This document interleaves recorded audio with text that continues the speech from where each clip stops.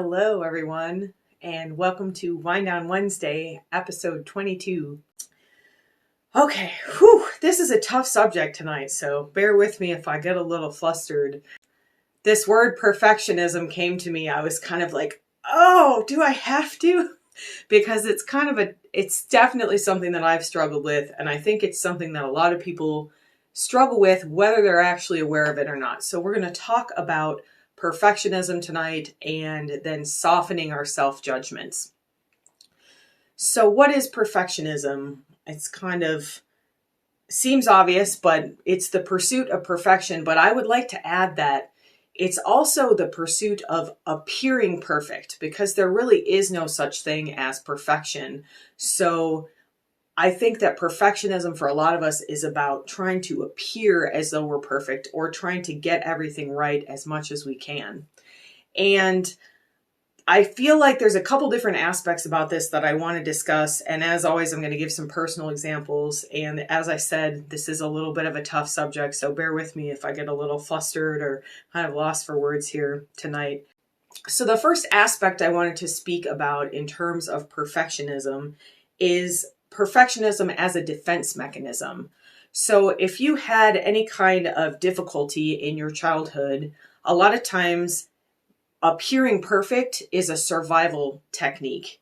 So last week we talked a little bit about armoring, emotional armoring, and you can go back and revisit that. We talked a lot about armoring. I'm not going to go into that much, other than to say armoring is kind of a preemptive way of emotionally shielding. So in terms of perfectionism, we try to shield ourselves from judgment by appearing perfect. And the thought is, if I am perfect, I have no weaknesses, and therefore no one can hurt me. And this can be emotional armoring. It can also be a physical survival skill. If you were raised in an environment of abuse, then you had to do everything perfectly to avoid setting the person off who abused you. And again, that could be physical, emotional abuse. It could even be sexual abuse. So again, this is a difficult subject, and I'm talking about it in a way that I've never really heard anyone discuss it before. So as always, be gentle with yourself. If we're doing the meditation and things come up, be gentle with yourself. If you have a therapist, you can reach out to your therapist, or you might think about getting into therapy if you feel like you need a professional level of mental help. And I'm also here for coaching if you feel like you just want to bounce some ideas off someone, or if something gets triggered and you want to talk about it from a spiritual perspective. So I always give personal examples, and I want to talk a little bit more about self-judgment, because I feel like what happens in terms of perfectionism as self-judgment is that we internalize these messages that initially come from outside, but eventually we internalize these messages, and we're giving ourselves these messages. We don't have to be judged by anyone else anymore because we've taken over judging for ourselves. This happens to the point that we're never satisfied. And so I'm going to give this personal example, and this is kind of how this subject came up for me. I was presenting at a women's group last week about music, and I was talking a little bit about my musical journey. I sang a lot as a child. I loved to sing. And what I realized as I was thinking about giving this presentation and trying to quickly sort of sum up my musical experience of losing my voice and then finding my voice again, was that as a child, I sang from joy, just pure joy. I loved to sing. Of course, I loved the reaction and when people liked my singing, and then that kind of gets the ego involved.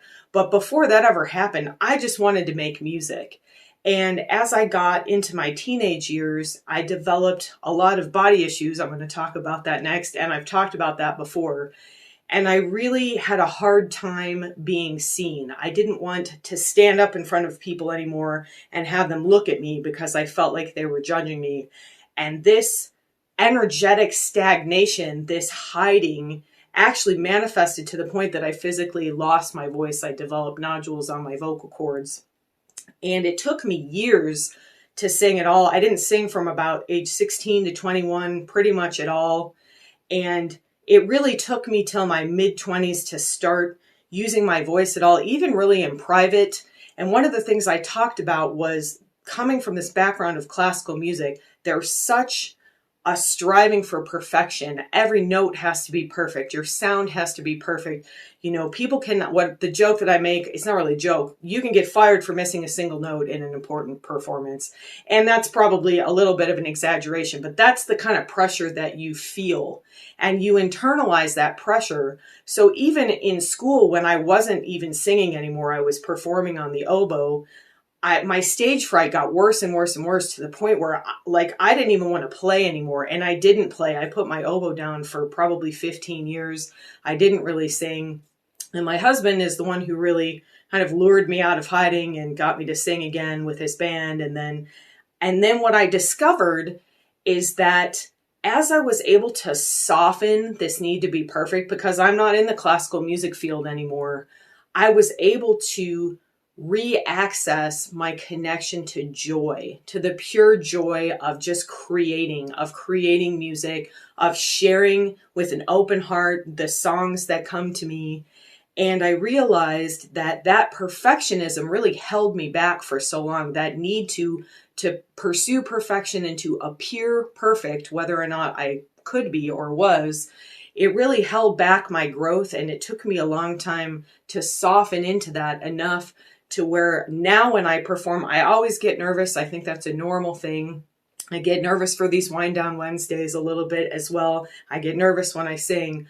But very quickly, it turns into this expression of joy and this exchange of energy when I'm in front of a live audience and I can feel that the audience is enjoying it. It raises the whole vibration of the space. And for me, that's what music is about now. And that's what performing is about now. So I also want to talk about perfection as a deflection. What I mean by that is that focusing on perfection allows us to avoid confronting and processing our pain. And this is an area where I am still struggling, and I have spoken about this before, but it always gives me a little bit of a ugh to have to talk about this. But I share this with you because I know even if you can't identify with the exact story I'm telling, the underlying energetic factors here are practically universal. It just may not apply to you in the exact way it applies to me. So I've talked before about my history of disordered eating. It started fairly early. I was starving myself as early as junior high, all the way through college, and I still really struggle with this body image and disordered eating pattern. And this is an interesting thing, especially about eating disorders, but I think about anything that ends up as a deflection. So this may have started as this internalized external messaging. So, we are bombarded with messages from the media, maybe from our families, from our friends, about looking a certain way and appearing a certain way, especially in public. And I kind of came of age in the 90s, and that's when the heroin chic was in, which was basically waif thin Kate Moss models. And most of us, that's just not attainable for most of us. So trying to attain that level of perfection, what we kind of agreed upon as a society at that time was ideal, was only available to a very small percentage of people. And the rest of us just felt like we were less than all the time. So those external messages get internalized, like I just talked about with my musical journey, and it turns into self-judgment. But actually what happens beyond that is that we talked about distilling a few weeks ago, kind of more in a positive way, but this is also a distillation process. So what happens with disordered eating and a lot of other coping mechanisms that come out of this kind of perfectionism idea is that we have really complex emotional lives. There's a lot of things going on. It's very easy to get overwhelmed. So we distill all of this into one single issue that we can control. And in my case, or in the case of disordered eating, it's eating and exercise patterns. So essentially for me, fat equals failure. That was kind of how I felt. And I still struggle with that. And instead of seeing the rich complexity of who I am and the things I have to offer and the beautiful parts of myself, both inside and outside, when I can tell right away when I'm getting overwhelmed, when there's too much going on, because I instantly start nitpicking my looks. And it's a deflection. So I'm deflecting all this other stuff that I don't want to deal with and think about, and just focusing on something that is simple, that I feel like I can control.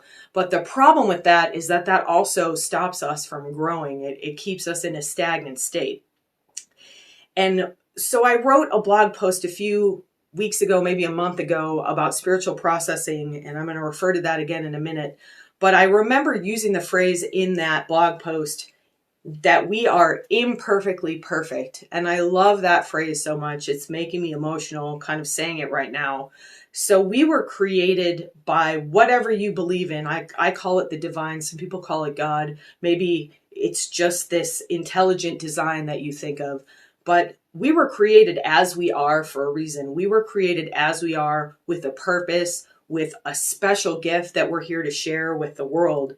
And we need to open to love and accept that so that we can expand and fulfill our purpose and let go of things like perfectionism, like the need to deflect, like these self-judgments that keep us trapped in this small ego-minded thinking, in this fear mind. We need to step out of fear and into love. And I say that constantly. I'm never going to stop saying that, because at the root of everything that I do, this is what we're doing. We're trying to step out of fear and into love. So how do we do this? How do we deal with this issue that's fairly complex and can be overwhelming, and that, it's so ingrained in us? These patterns start in early childhood. Sometimes I can remember having eating stuff, at a fairly young age. So how do we deal with this? How do we start to work with this? And you may be getting tired of hearing me say this, because I say this almost every week, but the first step is awareness. So we can't change what we can't see. And I say that a lot as well.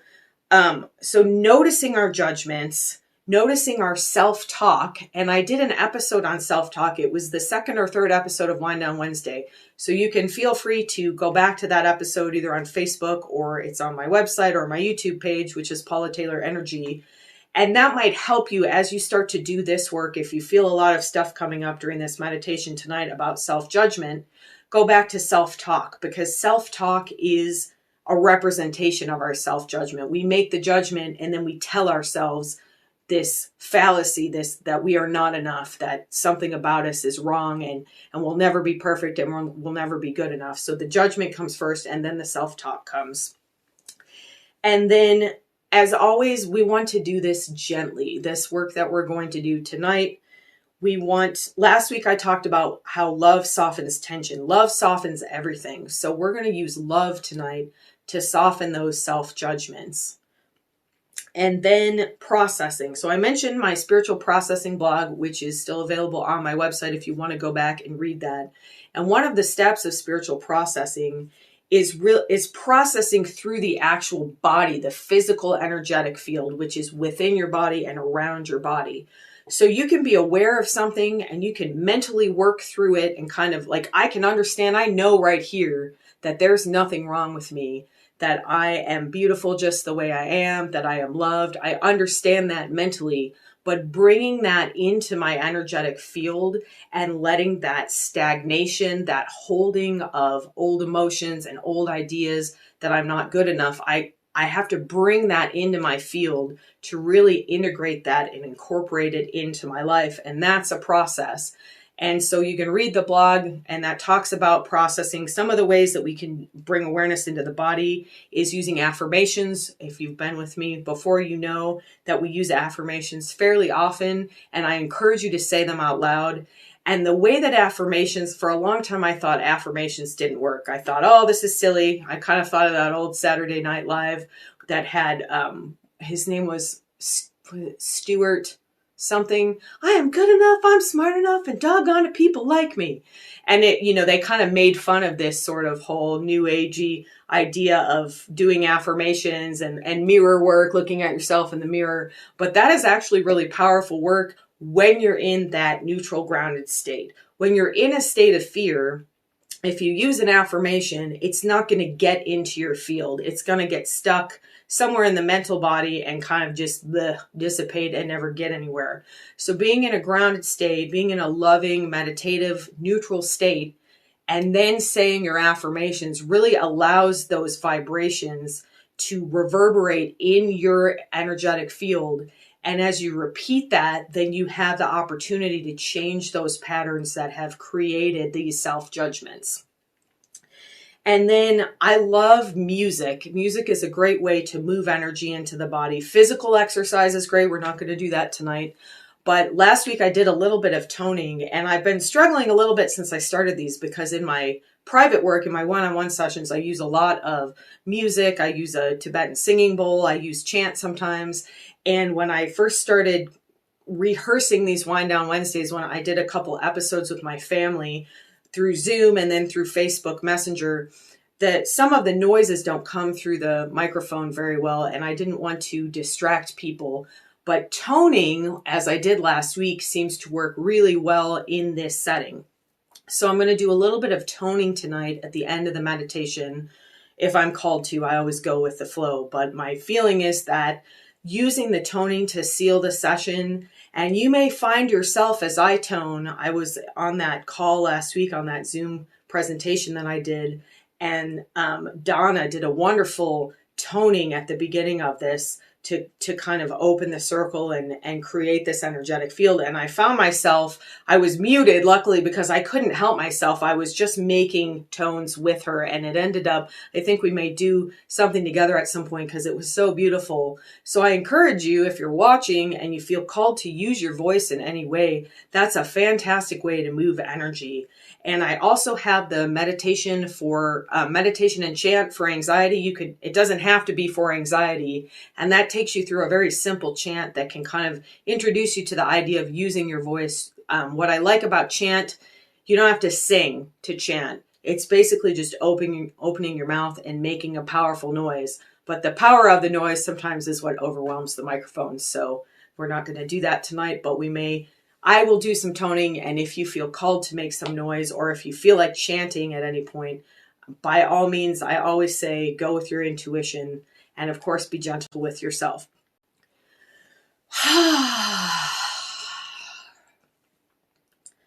Whew, got a lot of in my body. This is also a really good way if you're just if you're in a place where people won't, judge you too much, or maybe you don't care because you've reached that point, but doing a little full body shake is a good way to kind of move any stagnant energy and anything that you've picked up. As I was talking about that, I think I was getting a little tense because, as I said, it's kind of a difficult subject for me, and it's something I'm still working on personally.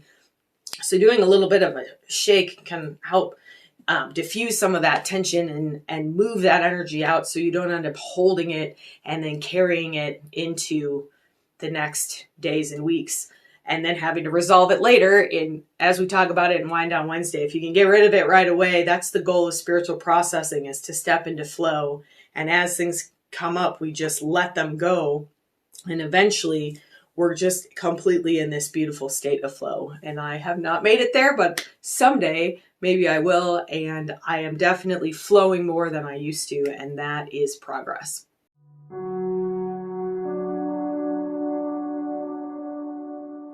So find your comfortable position, and as always, whatever comes up for you, let it flow. If you have emotions come up, let them come out. Use the deep breathing, that nice loud sigh, that ha sound, to allow energy to flow through you as you feel emotions coming to the surface. And be gentle with yourself. Let's begin, as we always do, with 3 deep breaths in through the nose, and then sigh them out. You can use that ha sound to vibrate the vagus nerve. That brings us out of that fight, flight, or freeze and into the relaxation state.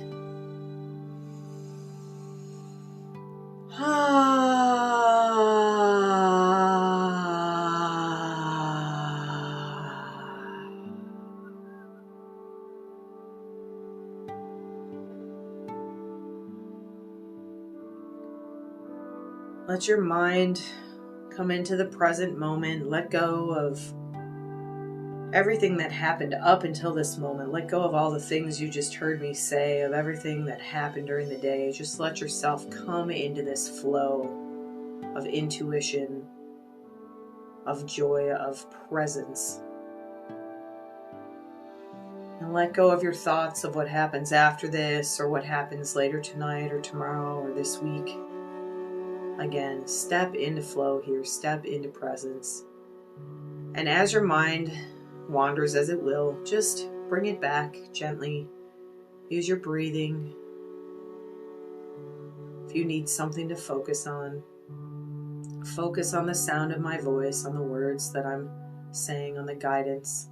It comes from our collective intuitive nature, that divine guidance. Let the top of your head gently open, that crown chakra. And let that beautiful light of divine love, that unconditional love that is our divine birthright, let that love flow into your physical body now. Let it come in through the top of your head, into your brain, into your scalp, into your face and jaw. Allow your body to release tension and relax as you let that divine light and love flow into your throat and your neck and your upper shoulders.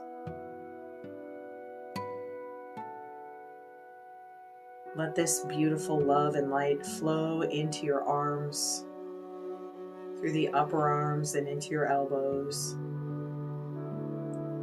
into your forearms, wrists, and hands.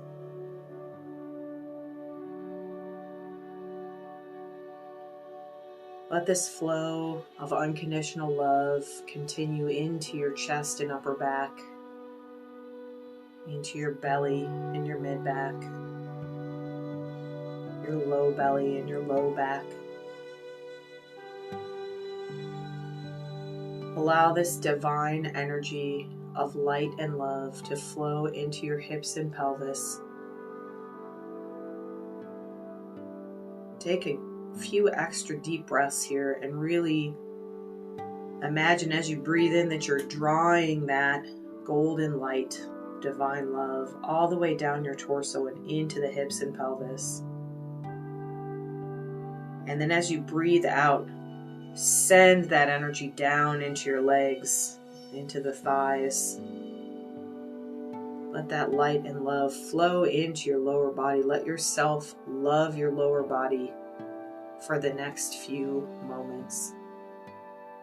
Take another deep breath and draw that golden light down through your head and your torso, and this time down through your hips and thighs and into your knees. And as you breathe out, blow that energy down through the lower legs and feet into the earth. And one more time, this time take a deep breath in through the top of your head, down through your torso and your hips, your thighs and knees. Draw this breath all the way down to the lower legs and ankles and feet.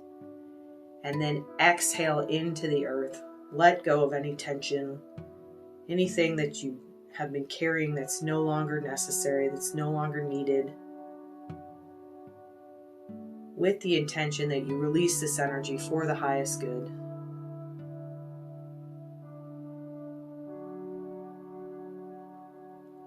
Take one more deep breath into any areas of tension you still find that you're carrying. Using the same technique, drawing your breath in through the head to your area of tension and then blowing it down and out into the earth to be recycled for the highest good. Take a moment to notice how your feet are connected to the ground. Picture them in some rich, loamy soil, or perhaps in the sand of a beautiful sandy beach. Let your feet feel connected to the earth, to the ground. Maybe imagine that you're standing in a beautiful garden. If you're familiar with your energetic sanctuary, this garden is in your sanctuary. You may not have visited it before, but go there now. Your intention will draw you there. And if you're not familiar with the energetic sanctuary, Just imagine the most beautiful garden. Take your shoes and socks off and stand in this soil. And as you look around, you're going to notice that there are some weeds in this garden, and we're going to weed this garden tonight. This is our garden of self-love. And all the beautiful flowers or trees, whatever's growing here,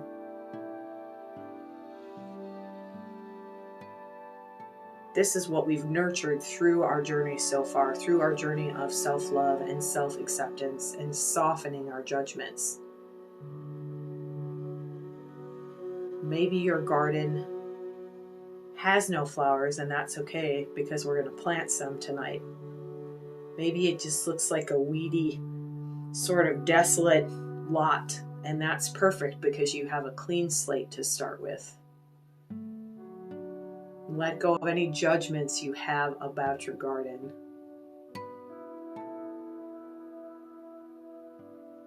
And begin by clearing the space. If you already have flowers, then clear around the flowers. Give the soil a little bit of a turn. You can use whatever imagery you want here. But we're clearing out anything old, just like you would go in and maybe deadhead your roses or take out some old broken tree branches so that a tree can thrive and survive. And if you're not seeing any imagery, that's okay. Use your intention, use your imagination, and let your intuition speak to you here. See what your intuition is guiding you to see. Maybe you're not in a garden, maybe it's something else, and that's fine. Go with what your intuition is showing you.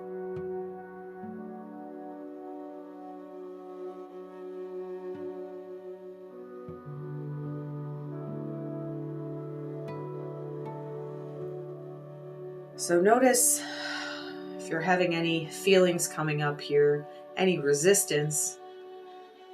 Maybe you just had the thought that you don't even want to be in this garden and you want to go home, and that's okay. Soften into that feeling. Soften into any resistance you find here. And I want you to pick up one of your self-judgments. Whatever comes to you is probably what you need to focus on tonight. It might be one of the things you tell yourself the most often.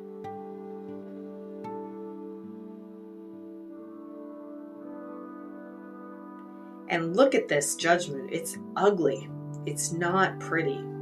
It's like a dead, it might even be like a rock. Mine looks like just kind of like I found this big nasty rock with some ugly looking moss on it. It's not helping my garden. This is not good moss. This is just black mold, toxic blah. And really look at this. And again, if you're not getting the imagery, that's fine. Use intention. But if you see your self-judgment here, really let yourself look at it. Really look at how gross and ugly it is, and ask yourself if this is something you want in your garden. My rock is so big I can't pick it up. Okay. It's like a giant boulder. And if it's a giant boulder, it's a good thing that we're in a meditation, because you have superhuman strength and you can pick your giant boulder up like it's nothing. You can hold it in your hand like you're a giant and it's just a tiny little pebble. Whatever you see here, however big or nasty or uncomfortable it is, look at it. Really see this judgment. And notice, like in my case, this is a huge, heavy burden. It's a huge weight that's holding me down. That's why it looks like this big, gross, ugly rock. And I don't want this in my garden anymore. I'm ready to let go of this judgment, of this self-talk that comes with this judgment.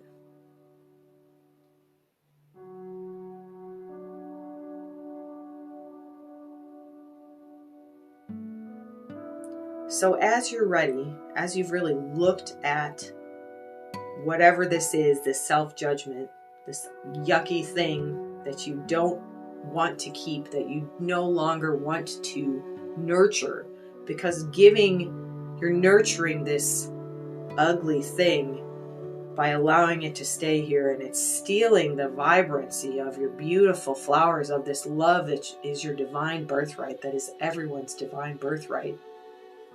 So pick this thing up and throw it the heck out of there. Just get rid of it. You're like Superman. You throw whatever this is, if it's a weed, if it's a rock, whatever your imagery is, or just use the intention of throwing this, launching it into the stratosphere, out of your sanctuary, off of your planet, out of your energetic field. And again, send this with the intention that it will be used for the highest good, because this energy can be transformed and recycled. And we're going to soften what's left of it with love. But initially, just get it the heck out of there. And notice how that feels. Give yourself a minute.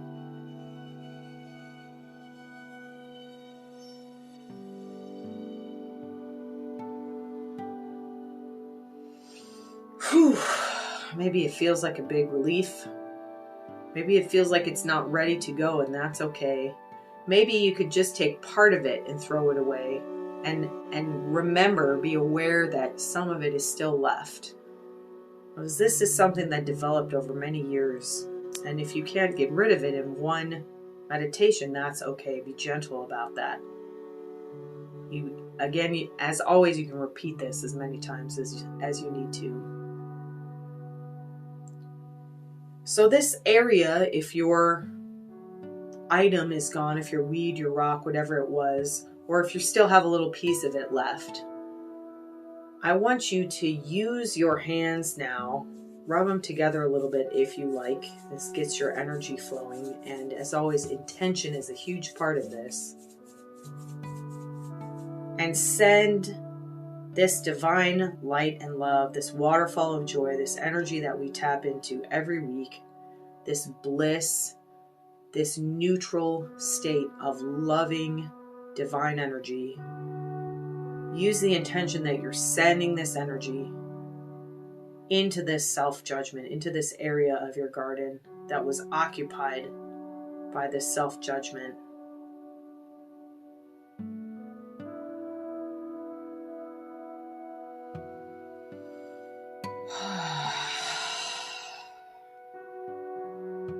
And notice how this feels in your body as you do this. I just felt a bunch of tension release. Notice how this feels emotionally. And then if you're familiar with that waterfall of joy, imagine that that water now is coming straight into your body, into this garden. It's watering the flowers that are here. It's guiding you to plant new flowers of self-love, to replace self-judgment with self-love, with this divine love that we are free to open to once we are in awareness, once we can let go of this harsh judgment of ourself. We open so much more space and energy to this love. So let this love, you might picture it as a soft flowing rain. It's like some clouds picked up that joy, that water from the joy waterfall, and now they're just watering your garden just ever so gently. And let yourself stand in this flow of joy and love. Let yourself step away from that self-judgment now. Go to the most beautiful part of your garden. And if you don't see a garden, go to the place where you know you want to plant your flowers of self-love, or your trees, or whatever plants come into your mind. And notice that they grow instantly here. We're not on a physical plane. So maybe you've put some seeds in the earth here, and as this beautiful rain falls on you, this beautiful bliss and joy, this unconditional divine love that is filling your heart with joy, that's filling your garden with self-love. Notice how your garden is changing just even with this short visit, with this short awareness and intentional work here in this garden. Perhaps it's completely transformed. Perhaps the other weeds are clearing out on their own. Perhaps other rocks or heavy, nasty self-judgments that are here are just spontaneously leaving. Let go of your control here and let this flow. Let whatever's meant to happen in this meditation happen. Let go even of the imagery if you like, and just allow this to happen. Allow whatever's leaving to leave. Allow this beautiful joy, this divine love, this divine connection, this golden light, this rain. Let this flow into your physical body. Let it flow into that garden, into your energetic body, your energetic sanctuary. And look around and notice how beautiful this is.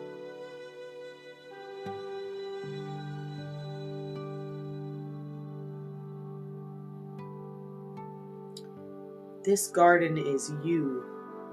So look around and notice how beautiful you are.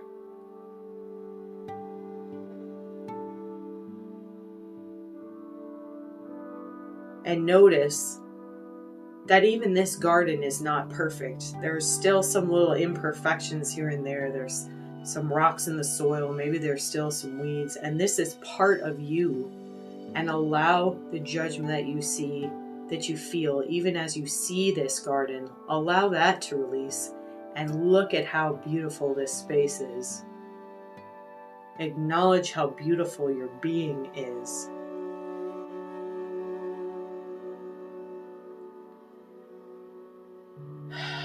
And as emotion comes up, breathe into it and let it flow. Don't tamp it down. Don't stop it. Breathe into it and let it flow.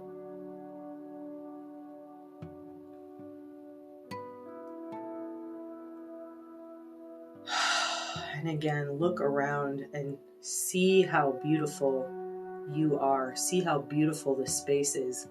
And now bring your affirmation into this space. I am a beautiful being of divine light and love.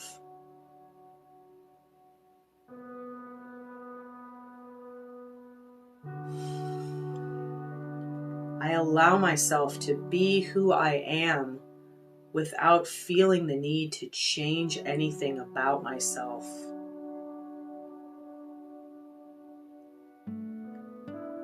I accept myself just as I am, and I know that I am loved.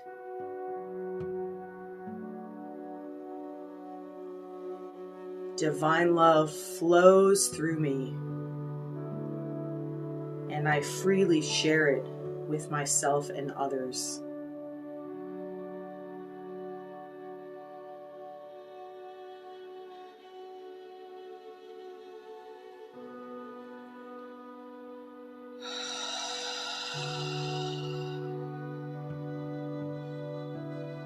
Allow any further affirmations that come to you to come into your being. Speak them out loud.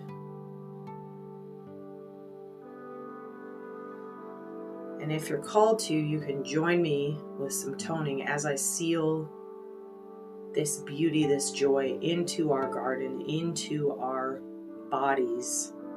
Let's seal this beautiful self-love gently and with joy, acknowledging our divine right to be loved, to be who we are meant to be in this physical plane during this lifetime.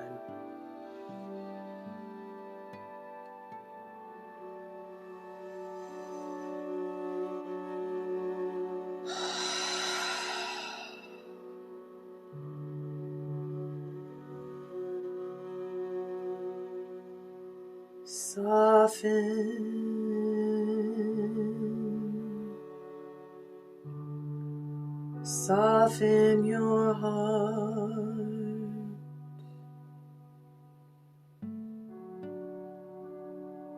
Open your heart.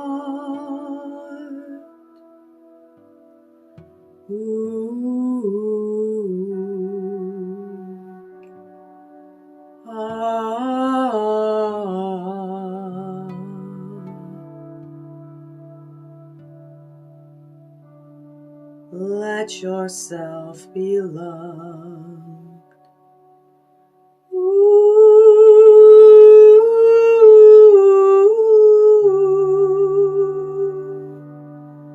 Let yourself be loved.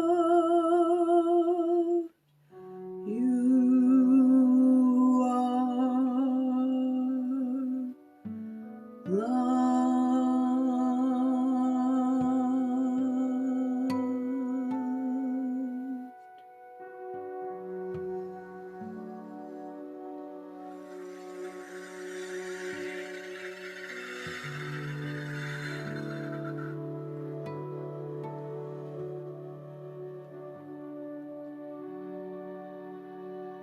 Very slowly, with love, send gratitude to this garden for holding your self-love, for holding your judgments and allowing you to release them as you're ready. Bring your awareness back into the room, into your physical body. Bringing that awareness again in through your head, down through your neck and arms, into your torso, through your chest and belly and back. Let your mind, let your awareness come back into the hips and pelvis, into the thighs and knees, to the lower legs, ankles and feet. Wiggle your toes a little bit and affirm with me, I am fully present in my body. I am fully present in my body. I am fully present in my body, and I release my self-judgments. I invite self-love, divine connection, and joy into my body.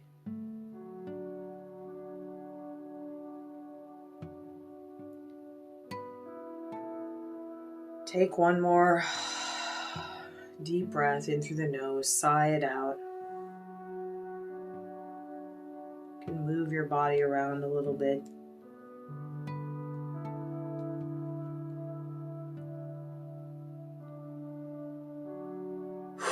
And as you're ready, open your eyes. Thank you so much for joining me. I encourage you to repeat this meditation. I encourage you to revisit the self-talk meditation if this meditation spoke to you. I encourage you to soften into that divine love that is your birthright. And you'll find as you soften into your love for yourself, into this divine connection of love, your relationships with others will change and become more loving. And that ripples out and affects the entire world. So thank you for healing yourself, because by healing ourselves, we heal the planet, we heal humanity. Thank you so much for joining me tonight. Have a wonderful rest of your evening and a wonderful rest of your week. And I will see you next week for Wind Down Wednesday.